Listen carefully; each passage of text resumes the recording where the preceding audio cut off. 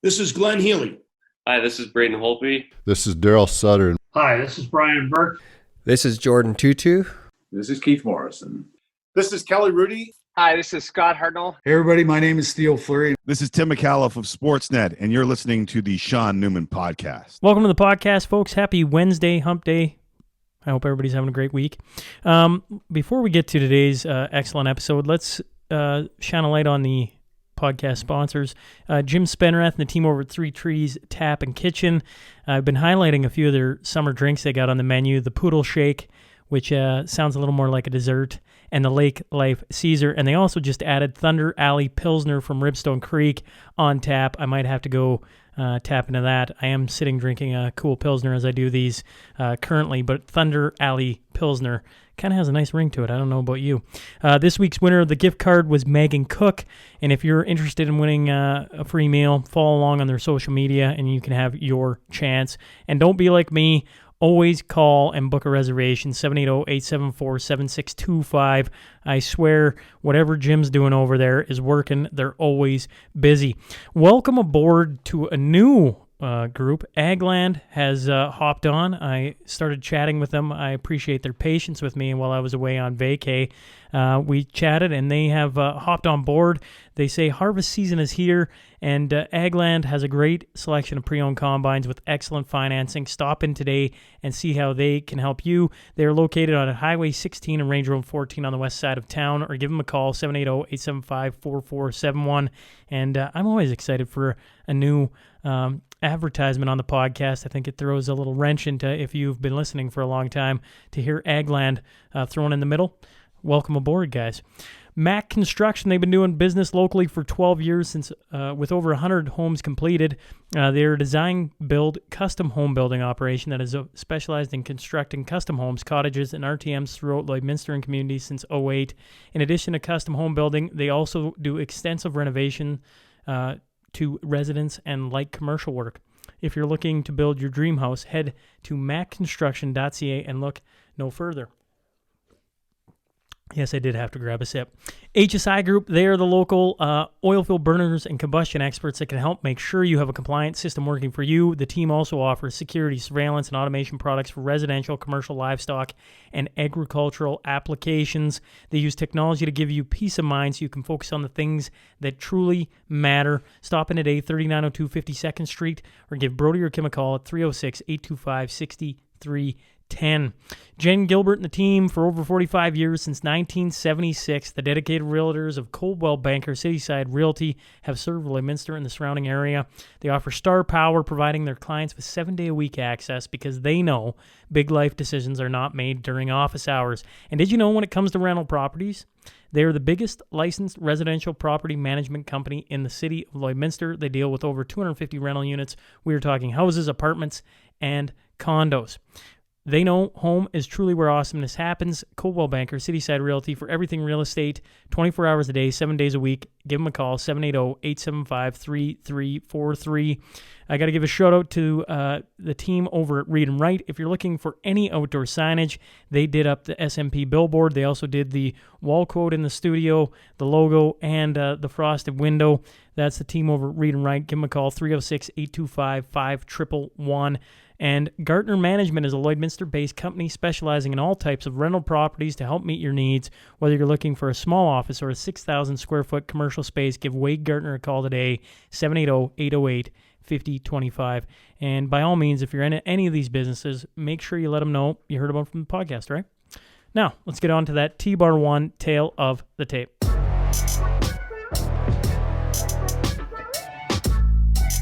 A group of concerned citizens standing up for kids' rights and freedoms for the kids' sake. I sit with Tara Anderson, Dustin Newman, and Ken Carson. So buckle up. Here we go.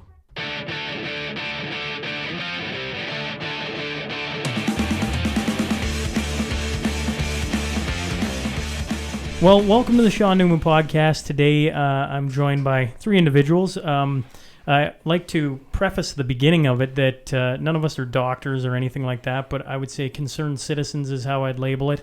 They've started for Kids' Sake, which is, well, I'll let them tell you all about it. But I'm joined today by Tara Anderson, my brother Dustin Newman, and Ken Carson. So how about we first go around the table, let people know who you are, and anything you want to tell them. Tara, we'll start with you and go from there. Sure. Okay. So I am from a small town, Paradise Valley, Alberta. I always laugh when I travel. Everyone always asks me, is it really paradise? Yes, it is. I love our hometown. I love where we live and our roots. So had a wonderful childhood there and awesome family, and then moved away to the big city to go to Edmonton for college. And I went and became a travel agent and worked in that profession for a few years. And then married my high school sweetheart, Jason Anderson, and he was also living in Edmonton, working in the oil field. And we decided pretty quickly that big city life was not for us. So we moved back to the farm and we started farming on top of our full-time jobs. And a couple years later, we decided to start our family. So we have Autumn, who's in Calgary now, and she has joined me in business. Gracie, our middle child, is she's in her second year university. And then our youngest, Caden, he is going into grade 11. So it's been fun. It's been awesome watching them grow up. What was your favorite stage of the kid? What kid's gosh. age?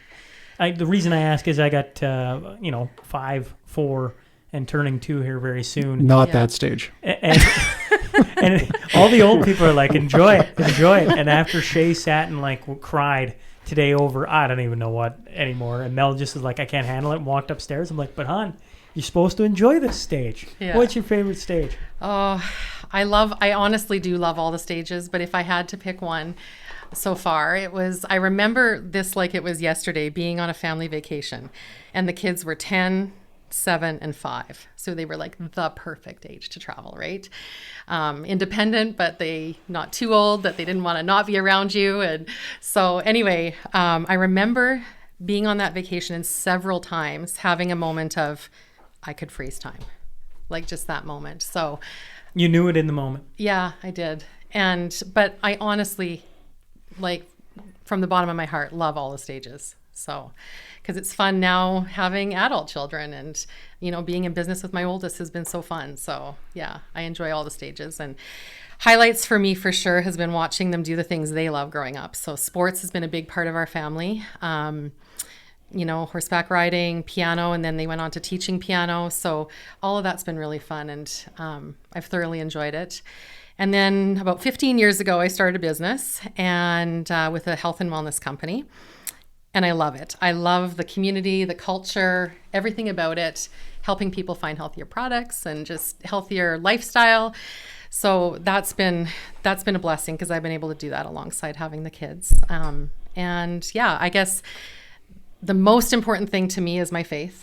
I have a strong faith in God, and I love being a wife and a mom and living in the country and anything health and wellness. So that kind of is me in a nutshell. How hard has the last little bit been? Well, not a little bit, I guess. Geez, I say little bit. I mean, think about it. We're closing in on, what has it been? Year and a half. Year and a half? months. Almost more than that. How tough has that been on your kids? It's hard. If you're a parent and you have children in sport, you know what this has meant to them and how important sports are to them. And so to have that taken away from them, it's been huge.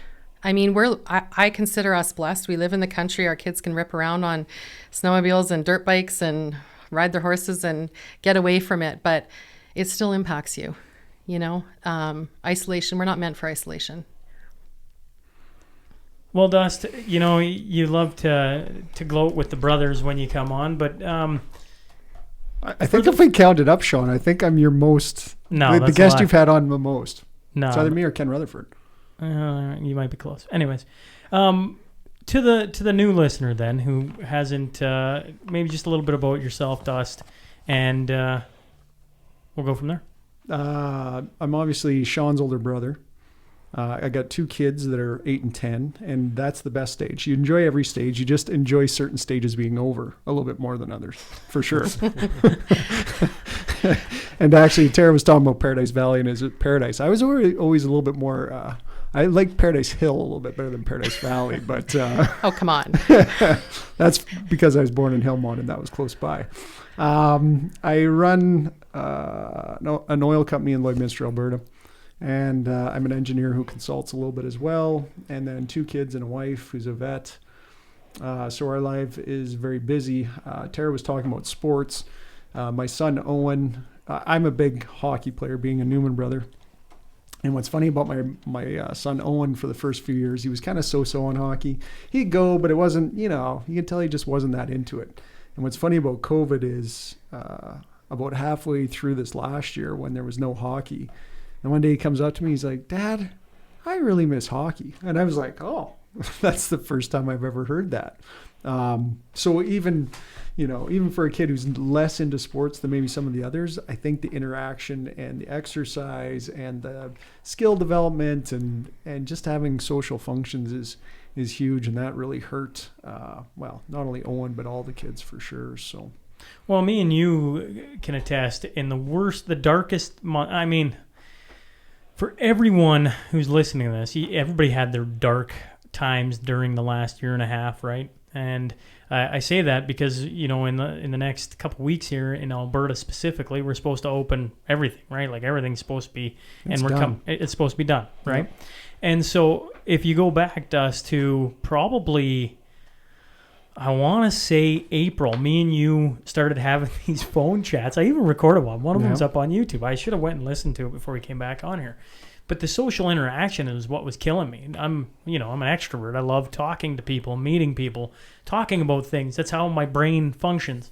I need to talk through things over and over and over again. And even then, sometimes I don't come to a conclusion. But it's very healthy for my brain to get what's on the inside out. You need to talk. That's right. Yeah. Thank you, Des. Anyways, but you talk about social interactions, and we were doing that, and this, one of the lovely things about technology, we've started to see, I had my first episode taken off YouTube, which is an odd feeling to say the least, but we've started to see the ability of the last year to have the opportunity to interact with people through technology is one of the blessings it was, right? Like the blessing of technology was that we could talk to people, we could FaceTime, we could see them. But now we're starting to see the big tech companies start to stifle that. I mean, free speech is an odd thing right now. And I'll tell you what, FaceTiming and Zoom and all those things are good, but there's nothing like being in the same room as someone. And what's funny, you were talking about being an extrovert and really needing that people stimulation, essentially. Me as an introvert, I actually found that I like being by myself. I spend most of the time by myself, but at the same time, you still need human interaction. And that's what was lacking sometimes, for sure, last year and a half.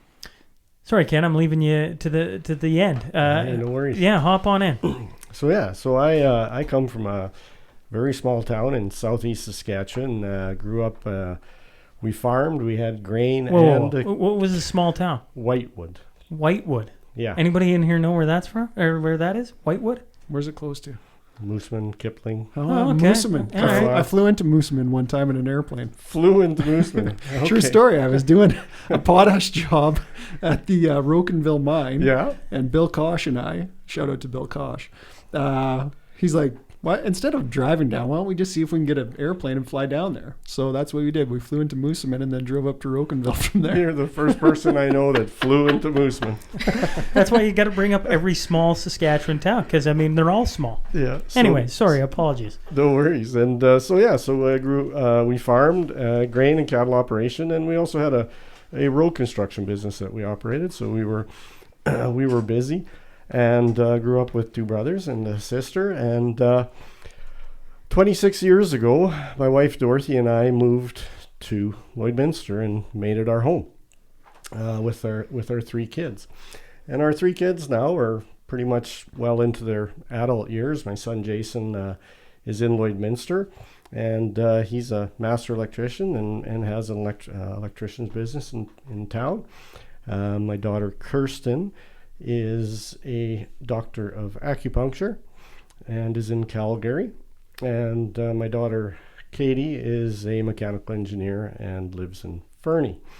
And I have 3 grandkids that are getting into their teenage years.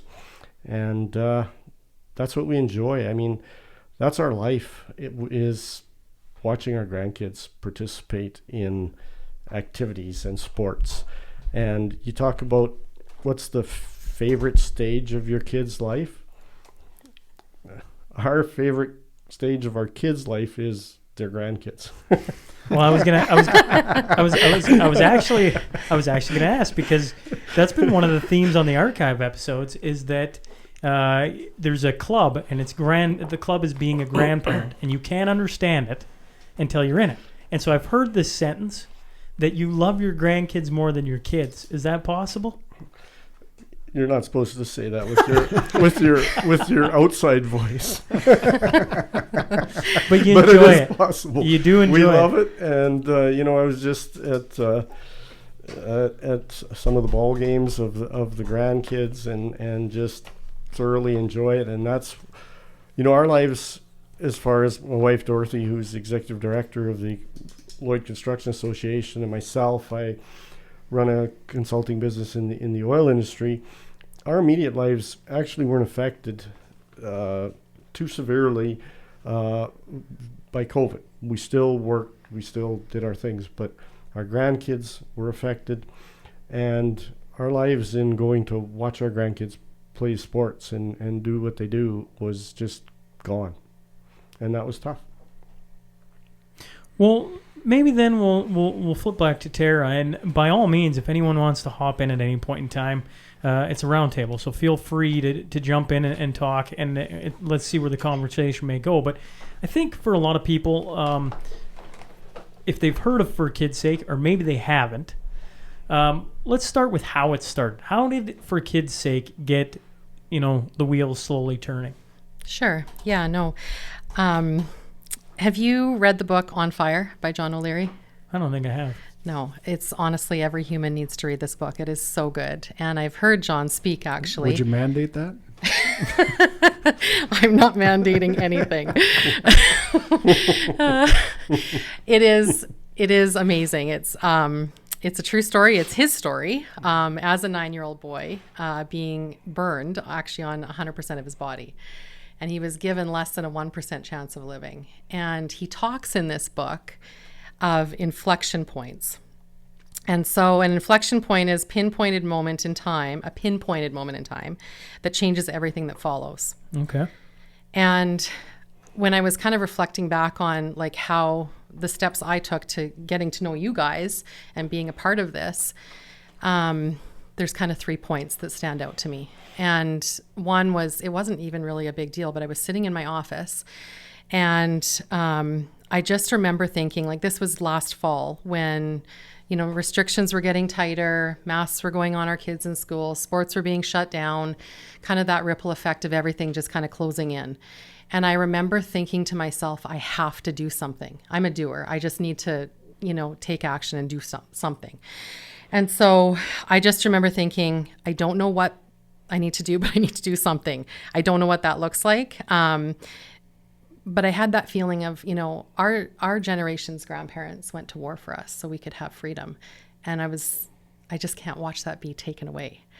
So, I'd been using my voice for sure and trying to have meaningful conversations and using it on social platforms and speaking up. But with the nudge of a friend, I started a Facebook group, a friend, Rachel. And so we started that group and learned very quickly that there is a lot of people that felt the same way, because it was just growing fast. And so the group is called Stand for Freedom and Truth. And we just use that as a place to share information. And because, we'd been, texting information to friends, and I thought, let's bring everyone together. So we had a kind of a gathering point.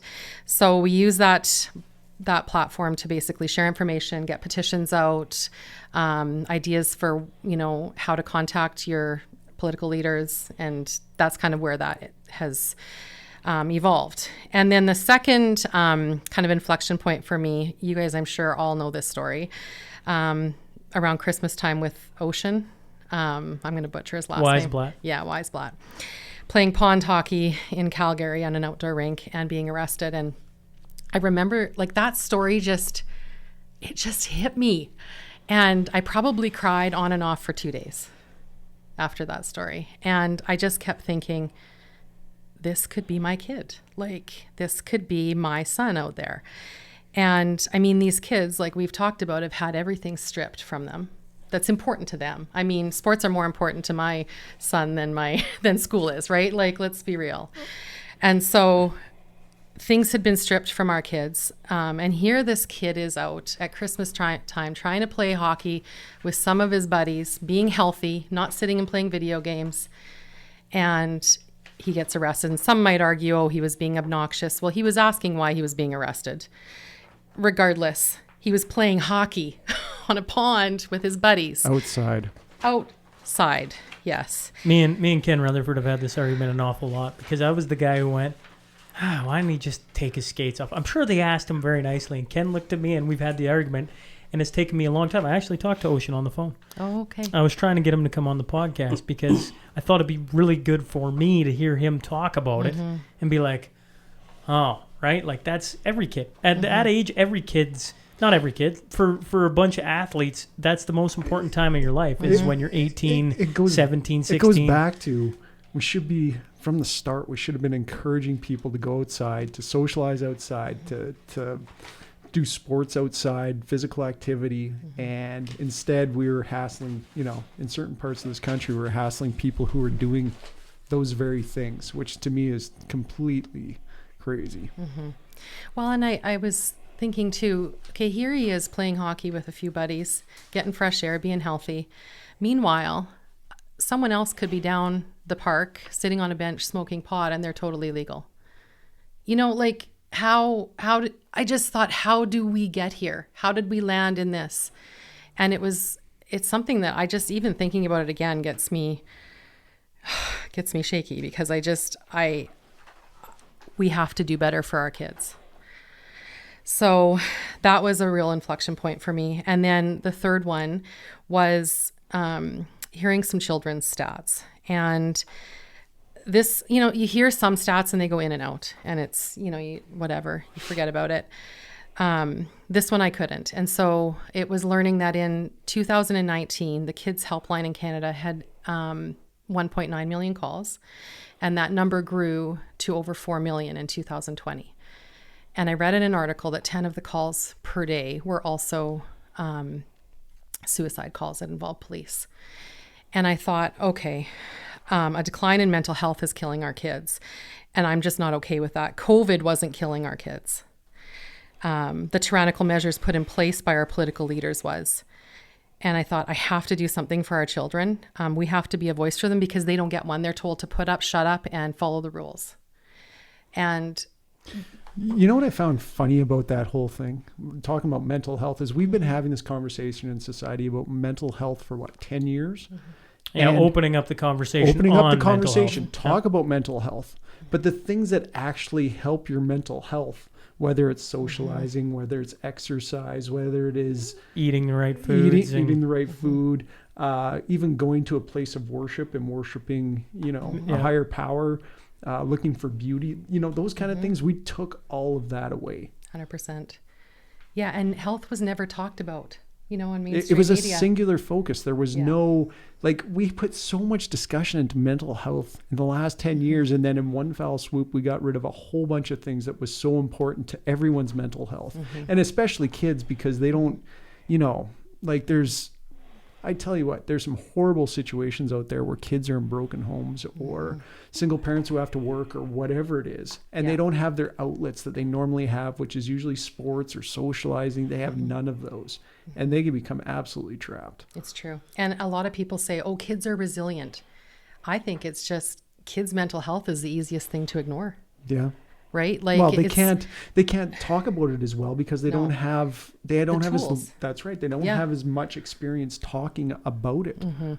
They don't. And the coping mechanism, to know how to deal with what they're feeling or what they're going through, right? Yes. So, and the know-how to reach out, so learning those statistics, I thought, oh my gosh, we need to do better for our kids. This isn't okay.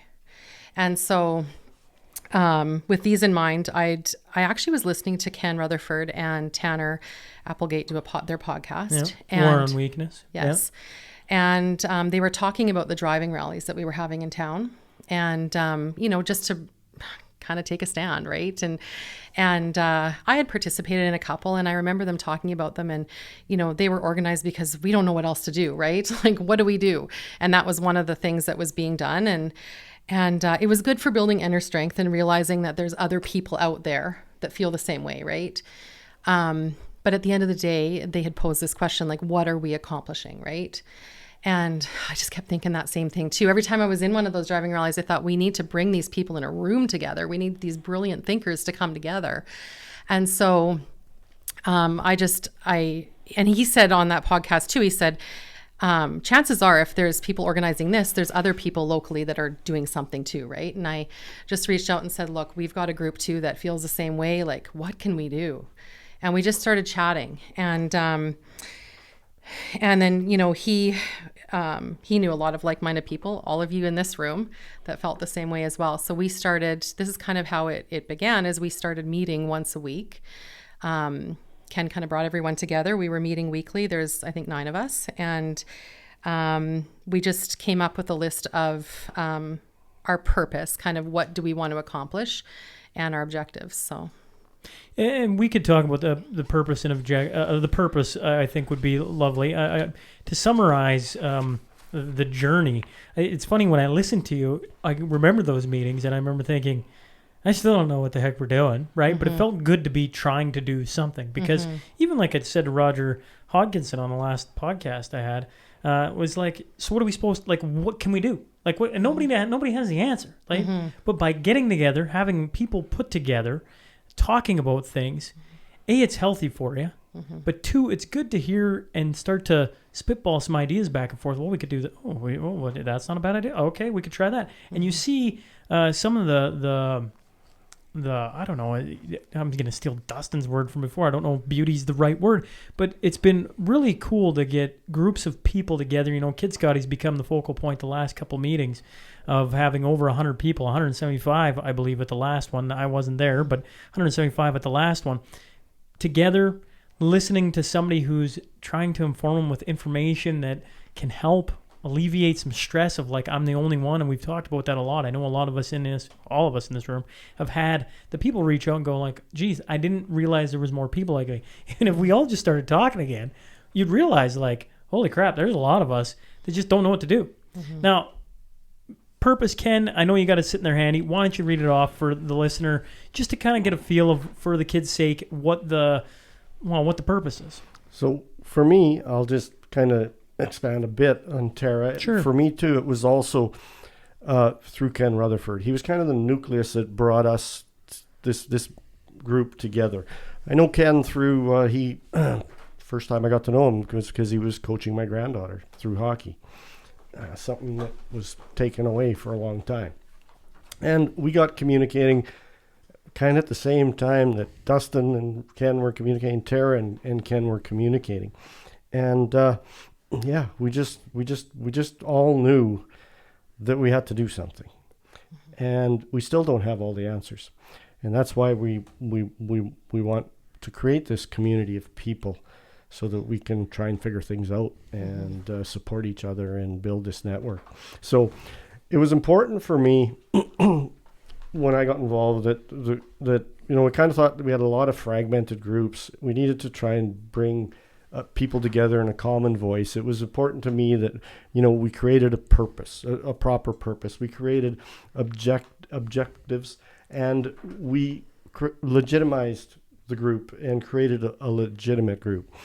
So I know that there's different people are not all in the same place on the scale of what they think's happening or where they think things are going or all that. So we kind of wanted to create some middle ground where everybody would feel comfortable being involved. And we can all have our different opinions as to exactly what's going on and where everything, but we're still all like-minded, and we have a common goal, which is to be a voice for freedoms and for children.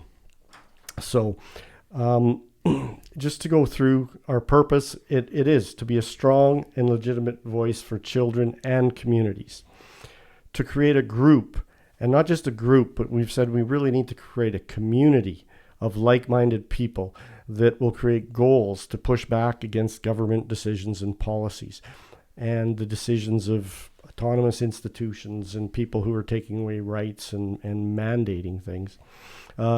For the kids' sake, supports choice and upholding of our constitutional rights and freedoms. For the kids' sake, does not condone or promote violence. And for the kids' sake, is not partisan, but we will engage with those who support our objectives. So I just want to expand that technically we're not a group that's against anybody. We aren't a group trying to take any rights or freedoms away from anybody or force anybody to do anything. We are simply pro-choice. We are fully informed, uncensored, and uncoerced choice. And that's it in a nutshell. Well, so essentially, once again, I'll try. You hear the purpose. You've heard everybody's a little bit of their backstory. For now, the past 8 months, Christmas time, 9 months, roughly, somewhere in there, a group of people slowly started getting together. It slowly bloomed into renting different halls, getting speakers in to come talk about things that weren't being censored or held to a certain narrative. Essentially just opening up the conversation, and that has continued to grow. And now you've had, that's how we get the Andrew Liebenberg. That's how Roger Hodgkinson ends up in town. You got a lawyer coming the end of the month. We'll talk about that towards the end of the podcast if people are interested in how they get, where that's going to happen, et cetera, et cetera. But why, and I feel like as we talked about the kids and everything else, for the listener, at least for myself, it becomes pretty evident why it's important for everybody. But why because right now you could argue, well, things are opening up, guys. Like, why is this important? Why is it important? And maybe I'll start with Dustin. Why is it important? Yeah, well, Tara talked about a lot of the moments in her, inflection points. And one of the ones that really hit me hard was essentially vaccine passports. And not, to go to a certain country, you need a vaccine to get in. That's one thing. But when you start mandating that vaccines need to be had to do normal stuff in a society, that scares the crap out of me.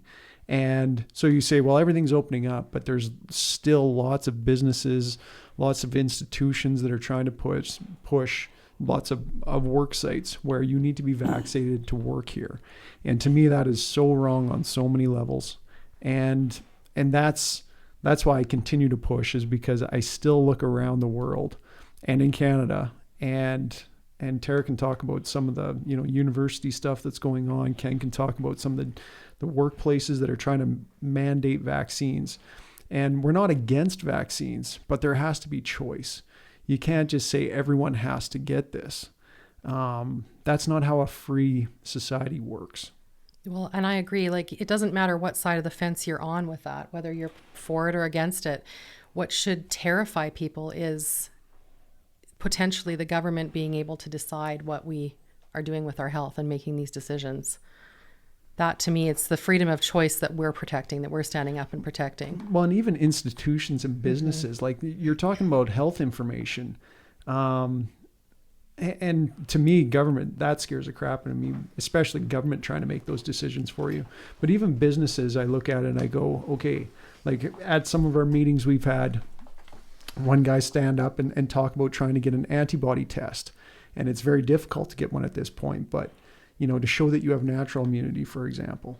And, to say that you need a vaccine passport, well, hold on a minute here. If someone's already had COVID, why would they need the vaccine? Mm-hmm. If someone's young enough who doesn't get sick and die from this, why would you mandate that they get the vaccine? Well, I just came across the border, right? Yeah. And we're going across, Yeah, no, not a big deal. We, if you're 5 and older, don't know how they picked 5. I have no idea. Maybe they thought that was the age where they could actually administer a COVID test, which is impossible to do on a 5-year-old. But let's just leave it there. But at 5, so Shay just turned 5, so now he's eligible for a COVID test. So he had to get a COVID test to come back. So I'm sitting there talking to the border official, right? And Mel's has both of her shots. Now I'm unvaccinated, so you kind of get a feel for, okay, well, we'll see how this goes. And I say to him, well, I mean, the kid's got to isolate anyways. And he's like, well, actually, no, like your 2 youngest, the 4-year-old and the 1-year-old, they don't have to isolate. And I'm like, well, how does that make any sense, right? Like, are we trying to stop the spread? I mean, we all know it's not. Well, I think it's pretty well known by now that kids under, 20 are pretty much not affected by this. I'm not saying they don't get sick. I'm saying the lethal effects of this are non-existent. And maybe they're going to try and prove that on the new variants that are all coming every single day that it is going to affect them. But at the same time, I'm like, so we have these like oddball rules just set up in place that really don't make any sense. And why they picked a certain age, I mean, they had to draw a line somewhere, I guess. But that just literally happened, in the short-term memory. Like, that just happened. And and to me, the businesses and the institutions that are saying you have to have a vaccine to come here, it's like, well, hold on a minute here. If anything bad happens, are you going to be the ones taking responsibility? Like, who takes the liability from that? Because the vaccine manufacturers aren't. And you go, well, no, the vaccines are safe. But there's nothing ever that's completely 100% safe. There's always side effects. There's always problems that happen. So so if you're forcing me to get this, if something goes wrong, are you going to be the one that's having to deal with the consequences of it? And of course they're going to say no. But that's why you have choice, because different people have different personal risks. And the younger the kid, the less risk they have from this, which goes back to, if they don't have much risk, do you get the vaccine or not? That's the heart of the conversation. Mm-hmm. And to protect that freedom of right to choose. Yes. It's our health. I mean, it's right on the CDC website, the World Health Organization. Once you get the vaccine, you can still get the virus and you can still spread the virus. So the reason to get it would be if you think it's going to protect you, right? And so... Well, we've had doctors on that talk about that. Yes. When you're administering anything to a patient, it always comes back to the patient. It doesn't matter about anyone else. You talk to the patient, and the patient has to benefit from it.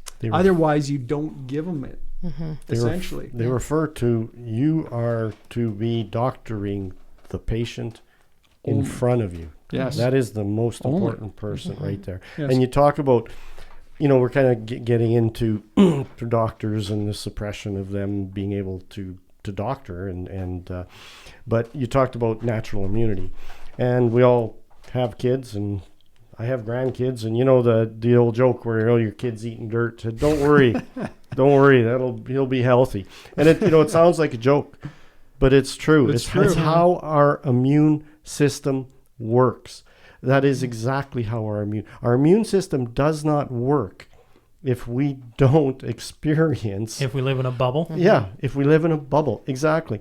So, I mean, the COVID SARS-2 virus is 28 different proteins. Now, if you get natural immunity and you get a broad-based immunity because you've experienced it naturally and you've experienced a broad amount of those proteins, you're going to have the best immunity. And versus having a vaccine that gives you one protein that they selected, and that's what your body's going to experience. But I guess the biggest concern is, why the suppression of your immune system? Well, and why do they want to suppress that your immune system? Like, it's like they don't want anybody to think their immune system works anymore. Well, to me, that you're talking about suppression of the immune system, but I just look at suppression of the doctors and information. That was the other thing that really scared me was, you start hearing about doctors that are speaking out and losing their jobs. That to me is a very scary thing. And it's not like, what they're saying, like Dr. Francis Christian in in Saskatoon. Saskatoon, all he said was, we really probably shouldn't be giving this to kids because they don't get sick from COVID. And he lost his job for it. Yeah. And to me, that is beyond scary. Well, or the doctor in BC, and I'm forgetting his name. Yeah, Charles Hoff. Thank you. He just raised concerns about the vaccine and loses his job. And then he didn't even raise concerns about the vaccine. What he raised concerns about was he administered it to a bunch of people, and he started to see side effects. And he started to raise those side effects, and he lost his job for raising the concerns.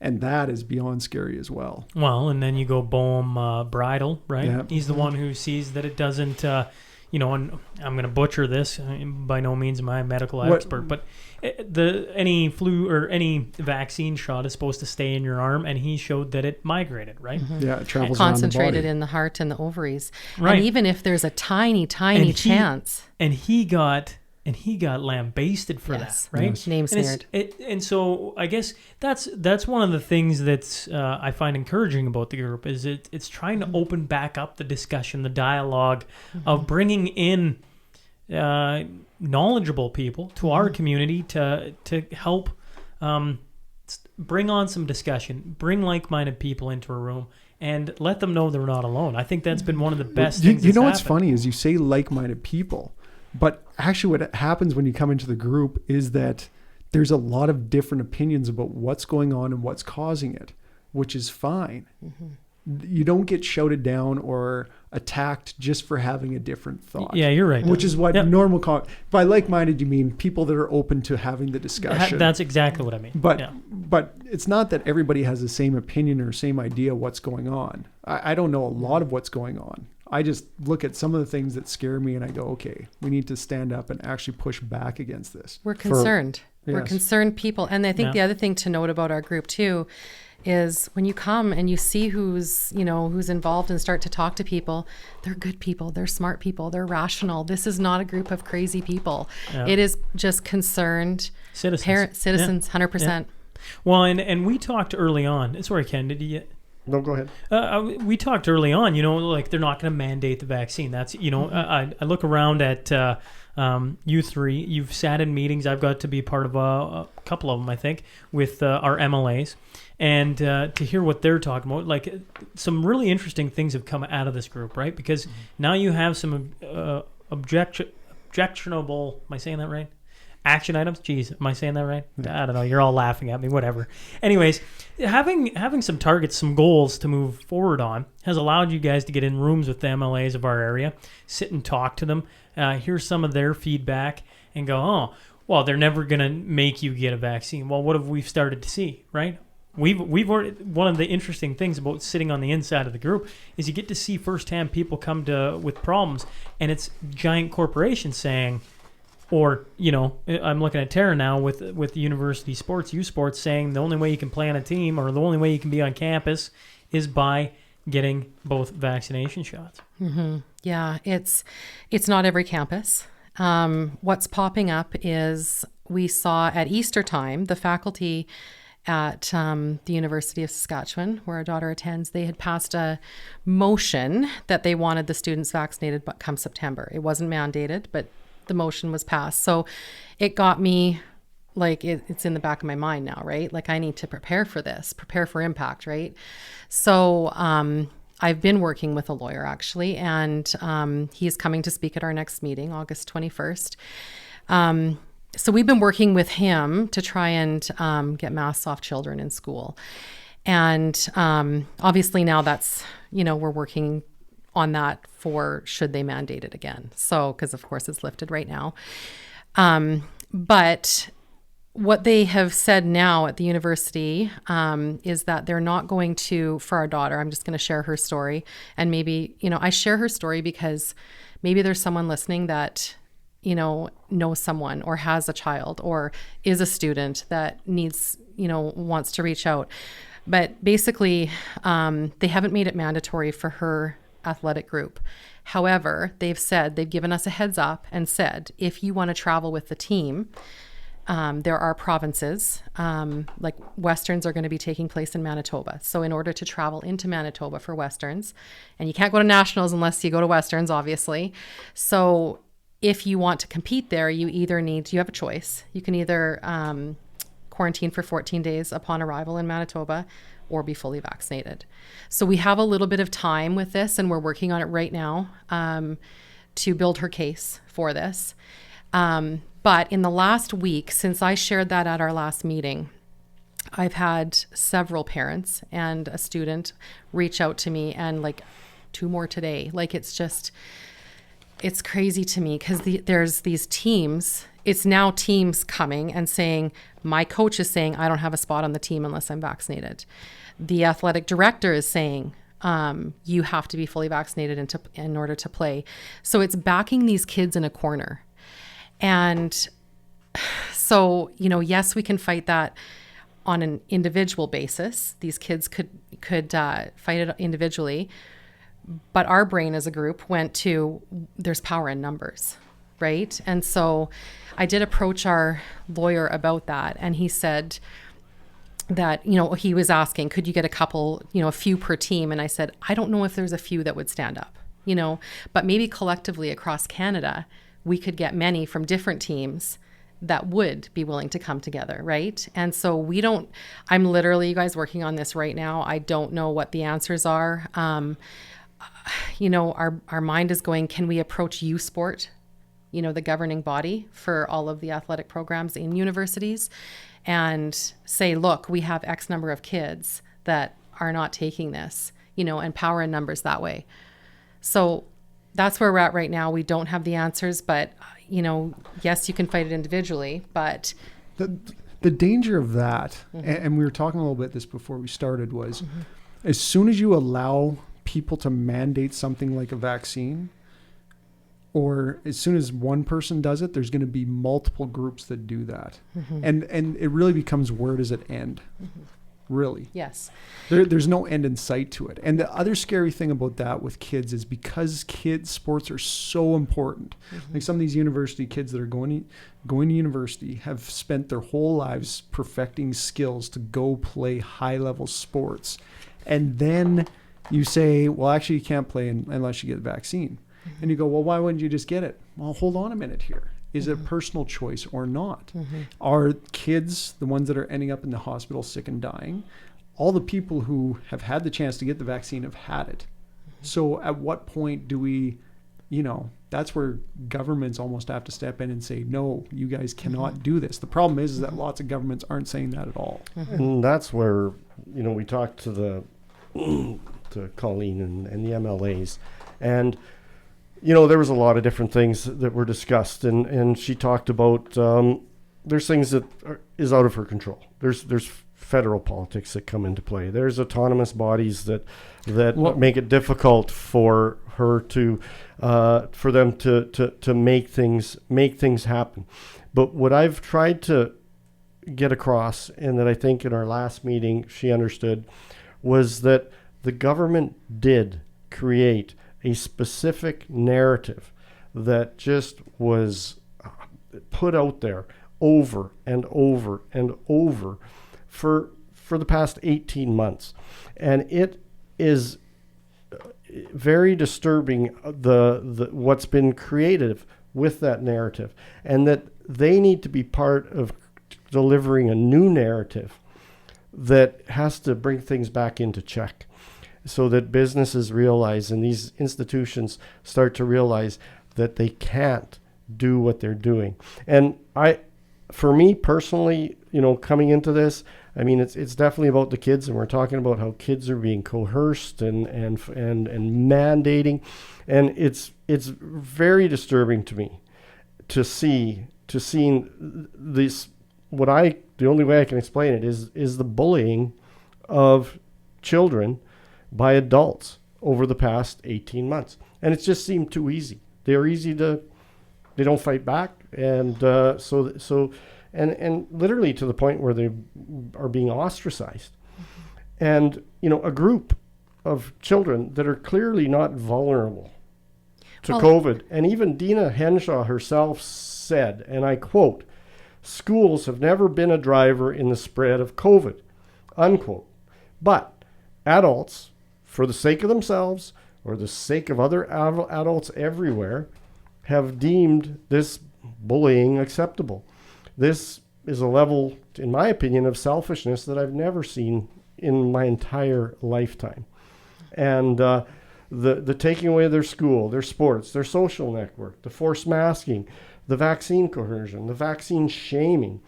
And the vaccine for a child is pretty much all risk and no reward because they are not at risk.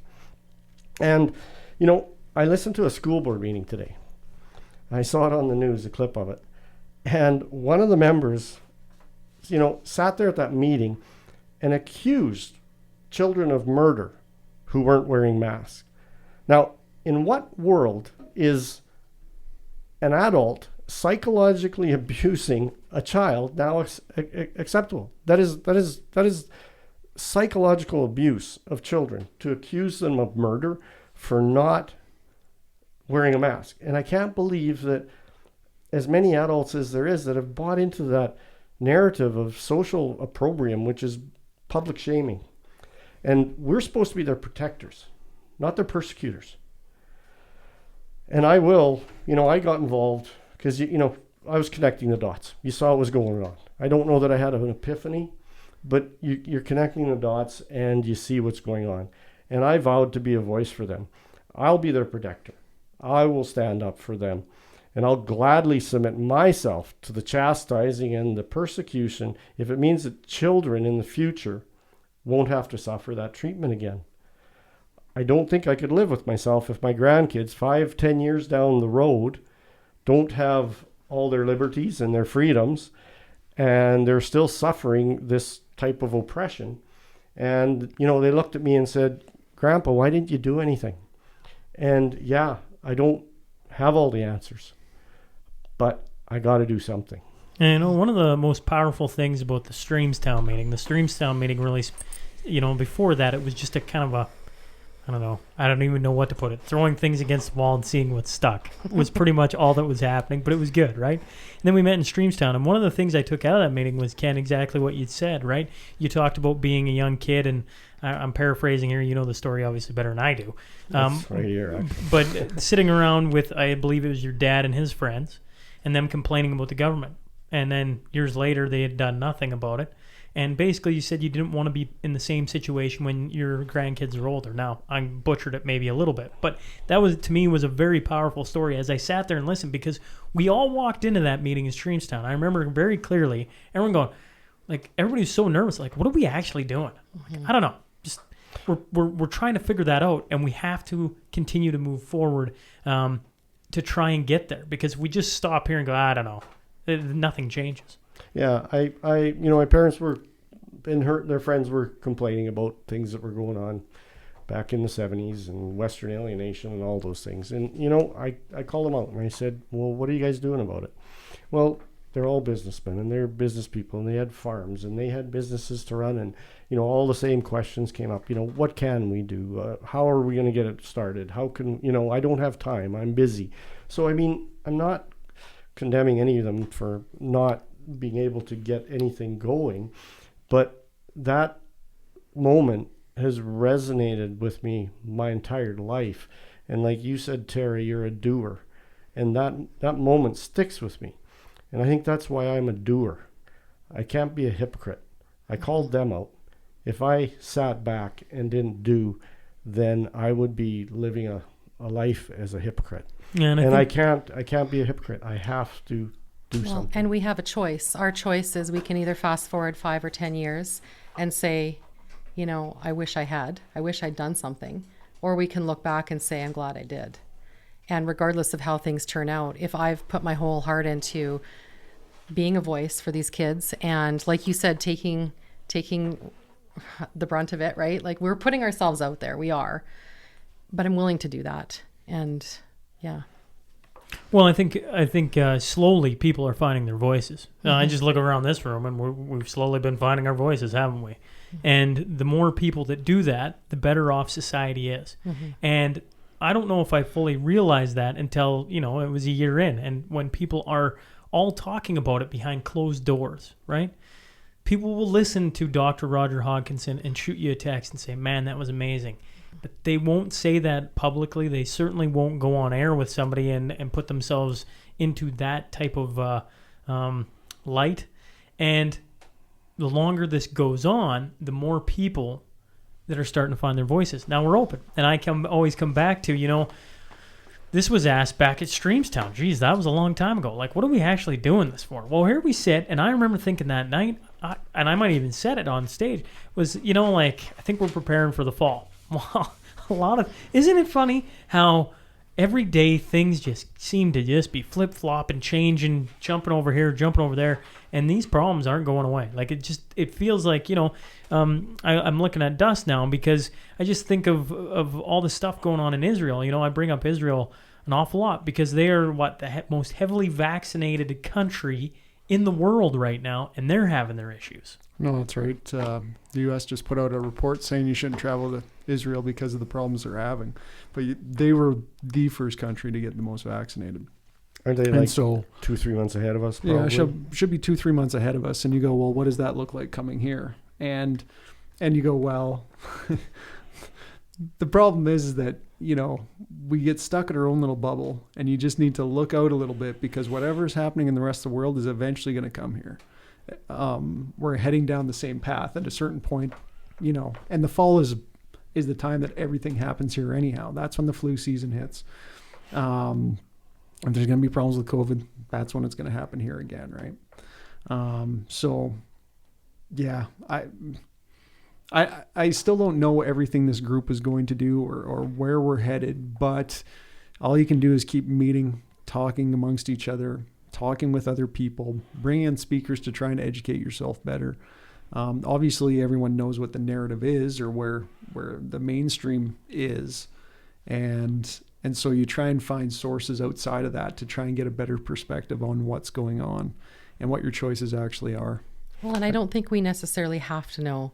No. We just need to take another step. And it seems like every step leads to, okay, this conversation, we met Dr. Andrew, right? Like another one was Dr. Roger Hodkinson, and just the wheels in motion and just continuing to collaborate. I think, we have to be in a room together thinking and brainstorming, and that's what we've been doing. And for people who maybe are thinking or coming and concerned, well, what are these meetings like? And I mean, they're pretty basic. They're not 6 shooters, pistols shooting through the roof. That sounds actually like a lot of fun, Ken. We could do that. One meeting just for shits and giggles, I guess. But it's not. I mean, they're professionally conducted, and it's a lot of people getting together. Even if we, like you said, if it's just a small step, we make it a meeting, or we determine some things, or maybe identify some actions that we could just could have some into. Conversations. For so many people that come for the first time, they've been so happy they came, and they've told us that they felt like they were on an island. They had the same concerns we did, but who do you talk to? You're scared to talk to somebody because are you going to get chastised? Are you going to get, so to come to that meeting and be amongst people that are like-minded, yes, and just have discussion and to be together, to be in community. And that's community is a big part of this. I think we're building this community for 2 reasons. Number one, to brainstorm and bring people together and collaborate on ways we can take action steps and do the things, right? But number 2, should things go sideways, we need a community of like-minded people that are going to, support one another. Yeah, support each other is huge. We just lived through a full year of honestly being on an island, right? Where it was just, that was right at the very beginning, right? Like it was man, it was a long year. And part of that is, people are trying to figure things out. Government's trying to figure things out. But here we sit a year and a half into this thing, and it doesn't feel like it's slowing down. It feels like it's just gaining momentum. And I think that's one of the interesting things about what I really give kudos to you 3 for, getting good speakers in, right? You talk about what the meetings are like. Well, it isn't a 4-hour thing where you're just like, let's get to the speaker. Usually it's a doctor. Last 2 have been doctors. The next one coming up, like you say, on August 21st. Saturday, August 21st, 7:30 p.m. is going to be a lawyer. And so it's very structured to focus on certain things to get meaningful information out to people who need it, who want it, who are looking for something that, honestly, the mainstream just isn't going to give you. And it's one of the reasons I wanted to bring you three on is I knew Primetime News and Lloyd, no offense, Primetime, I just knew they weren't going to bring you guys on and give you a kudos and talk about your next meeting and Sean everything will else. probably be censored anyhow. So Yeah. Well, I'm honestly, I'm very curious now that I'm on YouTube's watch list. We'll see what happens. But I mean, at the end of the day, I really wanted to get you on because I think I was always destined to be censored, really. So well, we got a lot of friends and family who would probably like to censor you, Dust. So. True, it's true. But I mean, at the end of the day, until you come to one of the meetings, you'll probably think, well, I shouldn't say you probably think. I would assume people think, probably, it sounds a little extreme. Like, I don't know, do I really need to go to a meeting? But when you go to it and just understand that, actually, it's just like, it's a really good source of some good information. Meet some people who are struggling with the same bloody thing we're all struggling with and get together and have that sense of community. Like, that's what it's all about. I remember the first meeting I was at, a lady who works with very young children came up to me to voice concerns about everyone wearing masks around very young children because that's when they're learning facial expressions and human interaction. And all these, babies, toddlers, when everyone's masked, they don't get that. And what's that doing to their long-term development? And no one seems to talk about that stuff, right? Like, what does that do to a child who, will they struggle with human interaction or with body language for the rest of their lives? We're so focused on the here and the now, Yes. and nothing to do with 5 years, 10 years, 15 Absolutely. years, whatever. 100%. Nobody's worried about that. Everything's worried about tomorrow. Yes. It's a very narrow vision to health because I think health encapsulates, the whole picture. It's not just your physical health, it's your mental, emotional, spiritual. It's all together, right? And we're narrow looking at one virus. Yeah. We're not we're not talking about the long-term effects, the significant long-term effects. Well, and that's the beauty of the group is essentially you start talking to different people who bring up different things that you don't even think about. Like what is going on out there? Like what are some people seeing? I mean, the short-term effect, even on the Canadian government website, listing for statistics, says that from January 2020 to April 2021, they have recognized 5,500 more deaths because of the lockdowns that they are identifying as because of the lockdowns. That are not from COVID. Not from COVID. From the these lockdowns. It's on the Statistic Canada. They are saying that these were deaths related because of the lockdowns. But even and there was only, and this is in the age group of 64 and below. So there was only 1,380 deaths from COVID in that age group. So that's how many they've researched and recognized. How many was there actually? Well, I tell you what, if you're not exercising and you're not socializing, like what do you start turning to? You start turning to what? Probably alcohol and marijuana. They and didn't shut those cigarettes. stores. No, they sure didn't. And so what do people turn to when they can't go to church or when they can't, substances to socialize? To dull the pain, essentially, the mental pain. Right?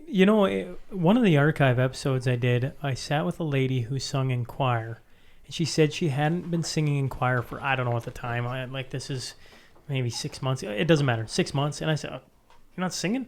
Why aren't you singing? She's like, oh, well, they've basically deemed it illegal because, you could spit or whatever. And I'm like, that's what we're getting to? I'm like, when we did the Bike for Breakfast get together at 4th Meridian, the live music was so moving that night because it had literally been a year since I'd ever done anything like that. You could just see it on people. Wow. And that is healthy. And when we talk about health being so much more than just this or that, it's like you gotta focus on what's really happening across the entire spectrum. So this is where personal choice comes in because everyone has their outlet. Everyone has their outlet. And as soon as you have someone at the top saying, you can't do these 15 things, There's someone there that affects, that you have no idea it's going to affect, because that is their outlet. So Dr. Liebenberg talked about the girl who was 15 who played soccer who tried committing suicide. Tried committing suicide because that was her outlet. I remember talking to a farmer over on the Alberta side, and the uncle, all he lived for was going to watch the grandkids play hockey at the rink. And that's what kept him young and moving and active. And they said because there was no hockey in this last year and a half, he's gone downhill so fast because of that, because he just has nothing left. And you look around and you go, okay, what is everyone's outlet? I played hockey for the first time in a year and a half this week, and it felt so good to be out playing amongst the guys, the dressing room, the chirping on the ice, all of it, right? Scored a goal first shift. Just throw that out there. But let's be honest, that doesn't happen too often. Not in the first shift. Goalie must have been sleeping. Yeah. But like everyone has their outlet, and as soon as you start taking those outlets away, that's the problem with, everyone's like, well, this isn't tyranny. No. Tyranny is someone at the top saying what you can and can't do. And what freedom allows you to do is to find your outlets, your passions, so that it makes life worth living. Well, and for some people, that's work. And when you shut down businesses and unemployment skyrockets, a 1% increase in unemployment is a 2% increase in suicides. Yes. I mean, we cannot ignore that. Yeah. Right? Yes. Yeah. Well, is there anything else before I let you guys go? I really appreciate you coming in, sitting and chit-chatting about, the group getting set up and everything else. Is there anything else that's on your mind? I see Ken's got his stack of notes. Is there any... I'm getting old. I don't remember stuff as well anymore. One of the I wish we'd been meeting earlier, because I have a memory. If I could take a time machine back to, I was sitting in a meeting. I don't need to get into the personal details of it. But they were talking about, I was so frustrated, but I couldn't articulate why I was frustrated. And it goes back to, I don't know why all the adults are so upset about the masks. Kids don't seem to be bothered by them, essentially, right? Only adults are. And that moment sticks out to me as like, we need to be better. Like, we're the adults. We need to be better. And I had a hard time articulating that. And the problem was the group surrounding said person didn't articulate it either. And having these meetings and getting to explore some different conversations, getting to actually talk about things has really firmed my grasp and allowed me to dig into these conversations and have more of them, so that the next time this opportunity comes, the next time you need to stand up and have a voice, you can. And I think that's a very powerful thing about this group and what it's trying to do. That's the thing about isolation, is when you don't have those talks, you don't actually get your thoughts sorted out so that you can speak well about the topic you're trying to discuss. Because if you never discuss it, it comes out disjointed.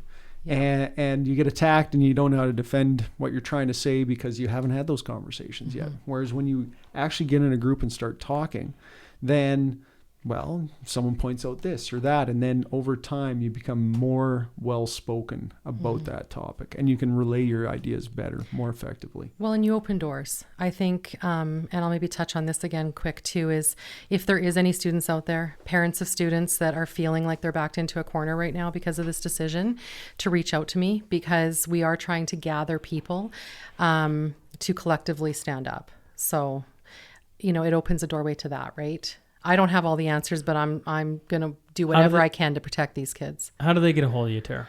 Do you want to give them an email or? Sure. Okay. Sure. If you got, or they can Facebook friend me or find me, in the group is Stand for Freedom and Truth, or Truth and Freedom. What did I call the group? Oh my gosh. Hang on. I will find it. Stand for Freedom and Truth. Do you have an email or anything if they're not on Facebook? Yes. TaraInParadise@hotmail.com. Tara, Tara, in paradise@hotmail.com. I'm from Paradise. Tara in Paradise. He's grinning. I am grinning. And I do have a final thought, if I can share it. Absolutely. Because I do want to encourage people. And, it's not always easy putting yourself out there. I read a quote. One of my heroes is Mother Teresa, and I read this quote, and it says, "I alone cannot change the world, but I can cast a stone across the waters to create many ripples." And I think, honestly, everything we do has a ripple effect. And sometimes we don't take action or stretch ourselves or take risks because we don't think that one phone call or that one conversation or that one, our one person can make a difference. But that's exactly how it starts. Every victory is a result of one person taking a single step. And I just think if everybody stood up, this ends, and we've heard lawyers talk about this where it doesn't even have to be all of us. It doesn't even have to be the majority. 10% of people would end this, collectively standing up to tyranny. And so, advice that I've listened to during this time, aside from praying lots, is to build communities. And, we decided early on that we can't control, a lot of things, but what we can control is what we do in our backyards and at a local level. And so I just encourage people to, wherever your strength is, I mean, Sean, your strength is doing this and spreading the word this way. And I thank you for doing that, because this is a powerful way to get, truth out, messages out. But I think that, we all have to listen to that tug of, where we're led and act on it, because I mean, these children, they need a voice. So, I've got a quote that sticks with me, and it isn't Mother Teresa. I come from the 70s, so my quote's from Rush. Here, I thought he was going to say Rocky Balboa, but carry on. What were you smoking when you were listening to Rush there, Ken? Well, I don't know. It was a long time ago. But, I don't know why these lyrics were wrote, or why Rush wrote them, but they just resonate with me as that they fit. And it's from the song Free Will. And the lyrics go, "If you decide not to choose, you still have made a choice." So there's a lot of people who I talk to who think like us, but are still willing to sit back and maybe not get involved. And they maybe believe that, I'm not gonna make a decision right now. But the fact is, you have decided not to do anything. So for that line, that's what that means. You've decided not to do anything at that point, and to live with, what's happening. And the next line is, "You can choose from phantom fear and kindness that can kill." So everybody's not evil that's, causing harm to these children. A lot of people think that they're doing what's best, and they have it in their mind that this is the right thing to do. But the truth is, these reactions and these lockdowns of healthy people and kids, and this blanket general response to a pandemic where we were locking down the healthy, are killing people. Even if you think that was the right thing to do, and even if you were doing it for the right reason. And then the last line is, "I will choose a path that's clear, and I will choose free will." So I choose freedom, I choose choice, and I choose free will. And the only way you can choose a path that's clear, or find that path that's clear, is by being informed about everything. And unfortunately, there's so much censorship out there, but there is so many good doctors like Dr. Leibenberg and the Canadian COVID Care Alliance, and all these reputable doctors that are well written and published, and even have won Nobel Prizes, that are being suppressed. But knowledge is great if you seek it, and if you know everything, you can choose a path that's clear. Dust, any final thoughts? You got a quote? No, I don't have a quote. I kind of laughed that Tara said you found your calling, and that is talking. So I'll leave it at that. Well, when is one final thought then, and I'm going to look at Tara. When is the next meeting? One last time. Saturday, August 21st, 7:30 p.m., Kit Scotty Hall. Kit Scotty Hall. People can just show up. They don't have to pay anything. Yeah. Just show up.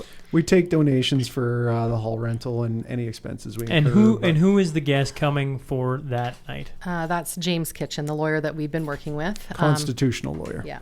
He's actively working on stuff like this every single day. Like he's very, very passionate about this, and he's passionate about the kids as well, and being a voice and standing up.